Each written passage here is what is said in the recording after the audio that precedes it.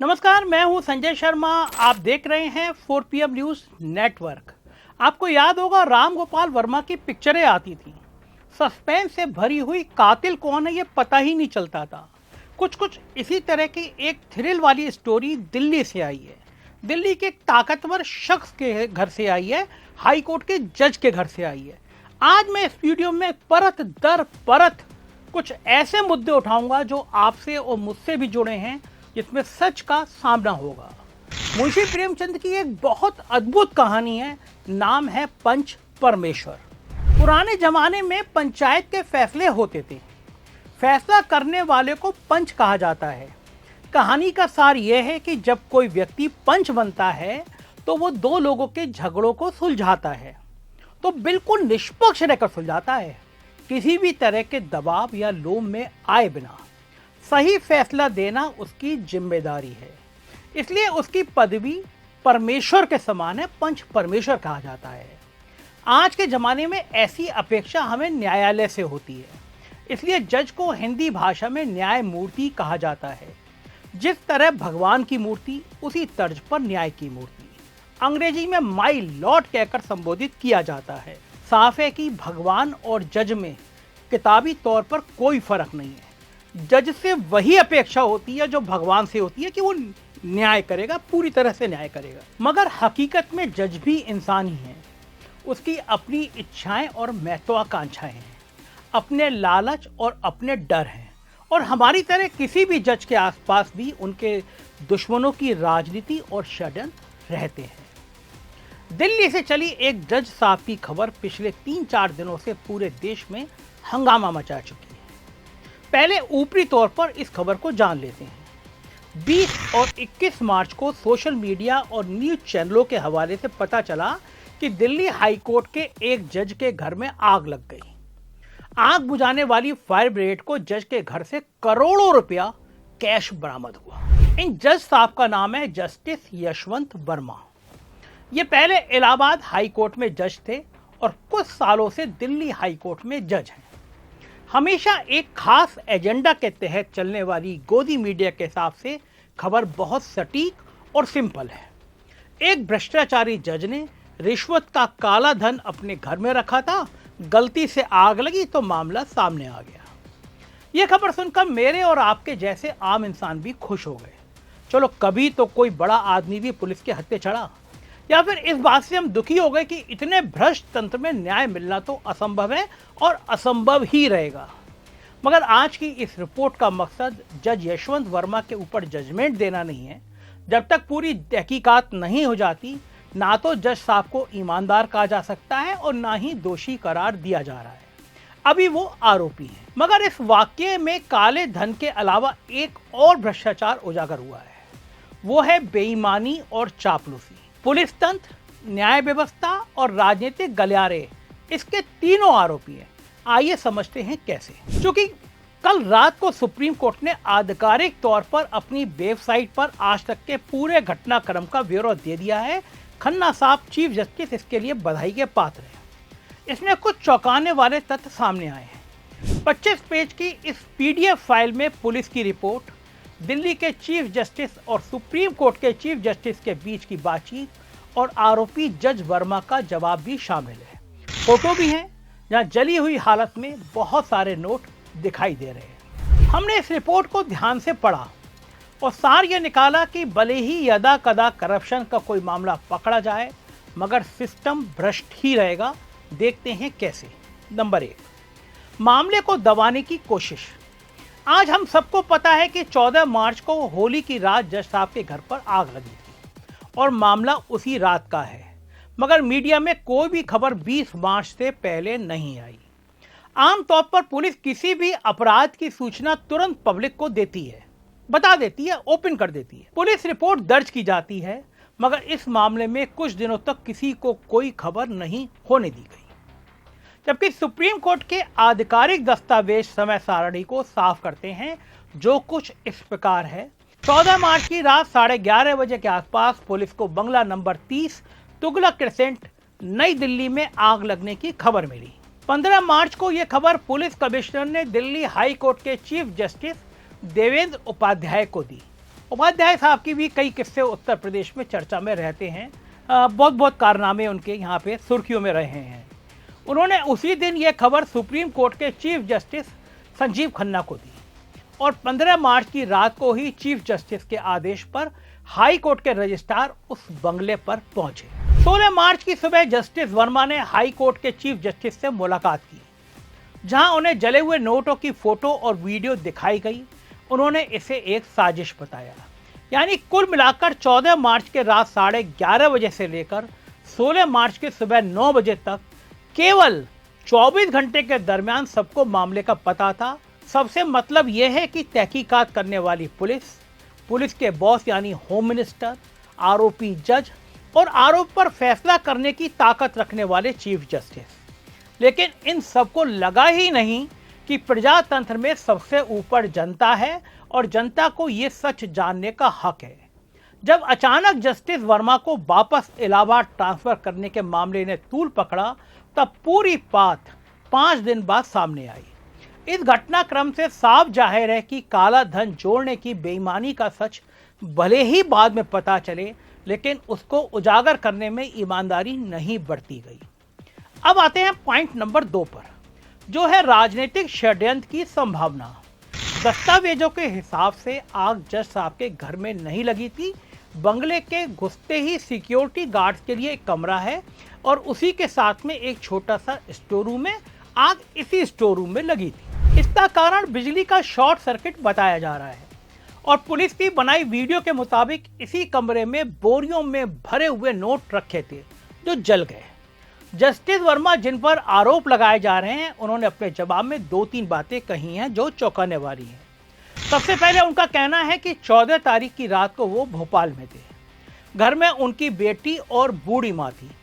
जब आग पर काबू पा लिया गया और इनके परिवार के लोग वापस कमरे में गए तो वहाँ कोई नोट नहीं थे। ना ही इनके परिवार के किसी भी सदस्य को या स्टाफ को पुलिस या फायर ब्रिगेड ने नोटों की जानकारी नहीं दी, ना ही किसी कागज पर हस्ताक्षर कराए। जब अगले दिन वो दिल्ली पहुंचे और रजिस्ट्रार के साथ उस कमरे में गए, वहां कोई नोट नहीं थे। इसका मतलब जज साहब कह रहे हैं कि कोई नोट मिले ही नहीं।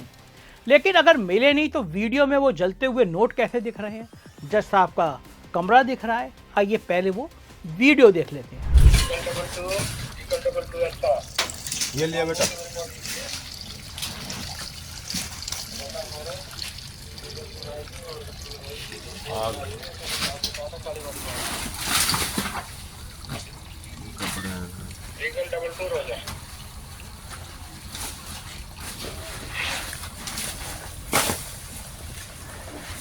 करना से लाइट इस पर ये क्या है?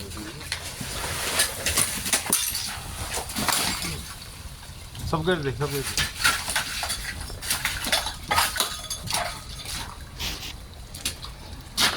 दे। ये भी लिया। महात्मा गांधी में आग लग रही है भाई, वहाँ लिया।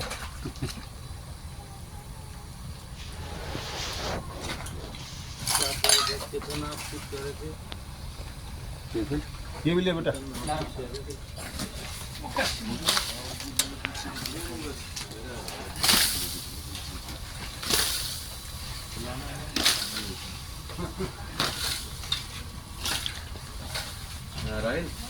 जज वर्मा कह रहे हैं कि उनके खिलाफ साजिश हो रही है। यानी वो घुमा फिराकर कह रहे हैं कि किसी ने नोट रख दिए होंगे और फिर कुछ जले हुए नोट दिखाकर वीडियो बना ली। जज साहब का ये भी कहना है कि एक बार को मान भी लिया जाए कि उन्होंने कभी कोई रिश्वत ली है, तो भला कौन ऐसा आदमी होगा जो कैश को घर के अंदर छुपाने की बजाय गेट के पास स्टोर रूम में डाल देगा, खासकर जब उसके साथ वाले कमरे में गार्ड रहते हैं। इन सब बातों को देखकर लगता है कि शायद कोई साजिश हुई भी हो, मगर यह भी हो सकता है कि जब बचने के लिए जज साहब ऊल जलूल बातें कर रहे हैं, क्योंकि एक एंगल ये भी है कि स्टोर रूम में पड़ी बोरियों पर कोई शक नहीं करता, इसलिए नोट वहां पर रखे गए। दूसरी बात, अगर उस कमरे में गार्ड रहते हैं तो जब आग लगी उससे पहले को नोट रख गया। तीसरी बात, वो इलाका ऐसा है कि जहाँ पे लगातार हर जगह कैमरे लगे हुए हैं, तो जज साहब के घर में कोई घुसा होगा, बोरी में नोट लेके गया होगा तो वो कैमरे में दर्ज होगा। जज साहब के घर के अंदर भी कैमरे होंगे, तो कैमरे की रिकॉर्डिंग कहाँ है? इन जज साहब का विवादों से ये पहला नाता नहीं है। यही वर्मा जी जज बनने से पहले 2012 में एक कंपनी में एग्जीक्यूटिव डायरेक्टर भी थे।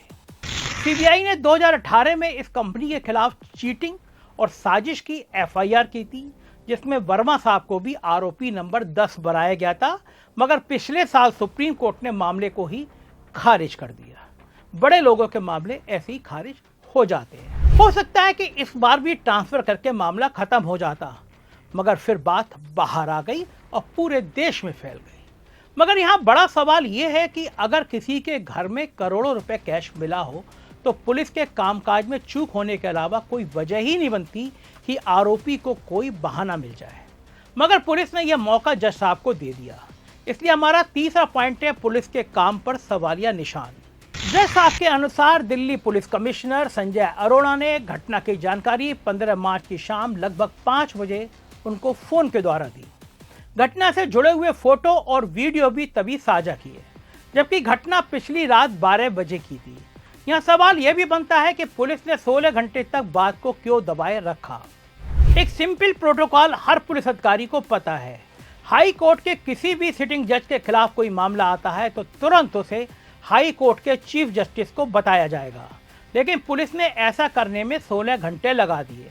क्या सच में जज साहब का यह आरोप ठीक है कि कोई साजिश हो रही है, या फिर पुलिस ने अपने राजनीतिक आकाओं को तुरंत बताया होगा और वो इसका इस्तेमाल अपने तरीके से वक्त लेकर करना चाह रहे थे। साथ ही जस्टिस वर्मा का कहना है कि किसी भी तरह की बरामदगी की सूचना ना उनके परिवार वालों को और ना स्टाफ को दी गई। जो वीडियो पुलिस ने दी है, अगर उसमें जज साहब के किसी स्टाफ मेंबर को गवाह के तौर पर खड़ा कर लिया जाता तो जज साहब के पास कोई बहाना नहीं बचता। मगर पुलिस ने ऐसा क्यों नहीं किया? वीडियो में केवल एक ही कर्मचारी क्यों दिख रहा है? उसके दो ही उत्तर हो सकते हैं। पुलिस साजिश का हिस्सा थी या कामकाज में निकम्मी थी। प्रोसीजर के हिसाब से पुलिस किसी हाई कोर्ट जज के खिलाफ सीधी एफआईआर नहीं कर सकती। चीफ जस्टिस की परमिशन लगती है, मगर पुलिस सबूत और गवाह तो ठीक से जुटा सकती है। अब अगर वाकई में पुलिस ने अपनी रिकवरी में किसी को गवाह नहीं बनाया होगा तो जज साहब कभी भी कानून की गिरफ्त में नहीं आएंगे। आज नहीं तो कल यह मामला भी रफा दफा हो जाएगा। बात खत्म करने से पहले सुप्रीम कोर्ट के बारे में बात करनी भी जरूरी है। सुप्रीम कोर्ट ने सब दस्तावेज पब्लिक कर दिए। साथ ही नियम के मुताबिक पूरे मामले की इंक्वायरी के लिए 3 जजों की कमेटी बना दी जो मामले की निष्पक्ष जांच करेगी। इसके साथ ही पुलिस को भी आदेश दिया गया कि जस्टिस वर्मा और उनके स्टाफ मेंबर के फोन डिटेल लिए जाएं, जिससे पता चले कि पिछले 6 महीनों में जज साहब ने अपने आप या अपने स्टाफ के माध्यम से किन किन लोगों से बात की। मगर ये सब करके सुप्रीम कोर्ट अपनी पीठ नहीं थपथपा सकता, क्योंकि ये नियम ही अपने आप में नाकाफी है। सोचिए, जब जनता या कोई भी नेता अपराध करता है तो पुलिस छानबीन करती है। अगर पुलिस का कोई अफसर अपराध करता है तो सीबीआई छानबीन करती है, मगर जज पर लगे आरोप उनके भाई बंधु जज ही करेंगे। ऐसा क्यों? जवाब में कहा जा सकता है कि जुडिशरी आज़ाद रहे, निर्भीक रहे, जजों पर दबाव बनाने के लिए झूठे केस ना लगे, इसलिए पहले पूरी इंक्वायरी होगी जो दूसरे जज ही करेंगे। लेकिन सोचिए, पूरे देश में 25 हाई कोर्ट हैं, सब मिलाकर 1122 हाई कोर्ट जजों की पोजीशन है और हाल फिलहाल में केवल 846 जज काम कर रहे हैं। कितना छोटा सा ग्रुप है, केवल 800 लोग आपस में फंक्शन में मिलते होंगे, वकालत के कैरियर में एक दूसरे को सीधे तौर पर या किसी माध्यम से जानते होंगे। वहाँ कमेटी के 3 जजों की ईमानदारी पर सवाल नहीं उठा रहा हूँ मैं, बस उस संभावना की ओर इशारा कर रहा हूँ कि एक ही प्रोफेशनल वाले लोगों के बीच भाईचारा केस की जांच को प्रभावित कर सकता है। चीफ जस्टिस ऑफ इंडिया से मेरा सवाल है, किसी भी जज पर लगे आरोप को जांचने वाली कमेटी में 3 जजों की बजाय साथ में इलेक्शन कमिश्नर भी तो हो सकते हैं। वो भी तो सरकार से पर एक स्वतंत्र प्रभार है। विपक्ष के नेता भी हो सकते हैं, वो तो सरकार के साथ कभी नहीं होंगे। क्यों केवल जज ही किसी जज की इन्वेस्टिगेशन करते हैं? जजों के खिलाफ ये पहला मामला नहीं है, मगर सजा आज तक किसी को नहीं हुई सिवाय एक जज के, और वो भी इसलिए क्योंकि उसने सुप्रीम कोर्ट की सत्ता को चुनौती दे दी थी। इसलिए अगर सुप्रीम कोर्ट ये चाहता है कि जुडिशरी की छवि साफ सुथरी रहे तो माननीय कोर्ट और चीफ जस्टिस को ऐसे नियम बनाने होंगे जहां निष्पक्षता पर सवाल उठाने का कोई कारण ना बचे। इस केस में तो शुरू से ही ऐसा कुछ नहीं हो रहा। सुप्रीम कोर्ट ने जस्टिस वर्मा को इलाहाबाद ट्रांसफर करने का आदेश दिया। इलाहाबाद हाई कोर्ट की बार एसोसिएशन ने हल्ला मचाया। उनका कहना था कि उनका हाई कोर्ट कोई कूड़ेदान नहीं है जहां किसी भी भ्रष्ट आरोपी को भेज दिया जाए। बात भी सही है, सिर्फ एक हाई कोर्ट से दूसरे हाई कोर्ट को भेज देना ये कैसे सजा हो सकती है? और अगर सुप्रीम कोर्ट की नज़र में यही सजा है तो इसका मतलब दिल्ली, मुंबई जैसे महानगरों में हाई कोर्ट बड़े हैं और बाकी के जगह के हाई कोर्ट उनसे नीचे हैं। ये तो संविधान की मूल भावना पर ही चोट हो जाएगी। फिर सुप्रीम कोर्ट ने बचाव में कहा कि जस्टिस वर्मा के खिलाफ मामला और उनका ट्रांसफर तो बिल्कुल अलग अलग बातें हैं, इनसे कोई समानता नहीं। लेकिन कल 22 मार्च को जो दस्तावेज जारी किए गए उनसे साफ है कि इसी मामले के बाद चीफ जस्टिस संजीव खन्ना ने जज वर्मा के ट्रांसफर की बात की थी, जिसका अनुमोदन दिल्ली के चीफ जस्टिस उपाध्याय ने किया था। मगर अब सुप्रीम कोर्ट से कौन पूछे कि 2 दिन के भीतर आप 2 अलग अलग बातें कैसे कर सकते हैं? प्रजातंत्र में न्याय व्यवस्था का स्वतंत्र होना बहुत जरूरी है, मगर उससे भी ज्यादा जरूरी पारदर्शिता है। इसका ये तो मतलब नहीं कि न्यायमूर्तियों से कोई सवाल भी ना पूछ पाए। डेमोक्रेसी में जनता की अदालत से बड़ी कोई अदालत नहीं है। इसलिए माननीय सुप्रीम कोर्ट को ऐसे नियम बनाने चाहिए कि उनकी रोज धूमिल होती हुई छवि बची रहे। नेताओं को जनता चोर बोलने लगी है और तो और भगवान का दर्जा पाने वाला डॉक्टर समाज की जनता की नज़रों में गिरता जा रहा है, क्योंकि प्राइवेट अस्पतालों में महंगे इलाज के नाम पर लूटपाट होने लगी है। एक कोर्ट ही ऐसी जगह बची है जहां आम आदमी आज भी ये सोचता है कि जिस तरह भगवान के घर में देर है अंधेर नहीं, उसी तरह कोर्ट में न्याय देर से मिलता है, मगर मिलेगा जरूर। लेकिन हालात ऐसे रहे तो जनता का भरोसा उठ जाएगा। आदमी कितना भी बड़ा और रसूख वाला क्यों ना हो, अगर किसी अपराध में उसका नाम आता है तो जांच बहुत जल्दी शुरू और ख़त्म होनी चाहिए। सब कुछ जनता को बताया जाना चाहिए। इस केस में हो सकता है कि कई नेताओं या बिजनेस वालों के नाम सामने आए जिनका इस पैसे के कोई कनेक्शन हो, मगर किसी भी जांच और उसके परिणाम को कॉन्फिडेंशियल ये कहकर सुप्रीम कोर्ट के लोग अगर साझा नहीं किया तो ये नाइंसाफ़ी होगी। इंदिरा जयसिंह बनाम रजिस्ट्रार जनरल नाम के मुकदमे में 2003 में ऐसा हो चुका है, जब कर्नाटक के एक जज पर यौन उत्पीड़न के आरोप लगे थे। 3 जजों की कमेटी ने जांच भी की, मगर उस वक्त के सुप्रीम कोर्ट ने रिपोर्ट पब्लिक करने से इनकार कर दिया। उनका कहना था रिपोर्ट केवल उनके लिए है ताकि वो उस जज के खिलाफ कार्रवाई करने के लिए किसी नतीजे पर पहुंचे। फिर इसी फैसले का हवाला देकर 2019 में चीफ जस्टिस गगोई के खिलाफ जो मामला चला था, उसकी रिपोर्ट भी कभी पब्लिक नहीं की गई। गगोई साहब ने फिर उसके बाद क्या गुल खिलाया आप जानते हैं, और बाद में राज्यसभा का सदस्य बन गए। इस तर्क से तो सारे आरोपियों को यह अधिकार होना चाहिए कि उन पर कोई जांच अगर हो तो किसी को भी पता ना चले।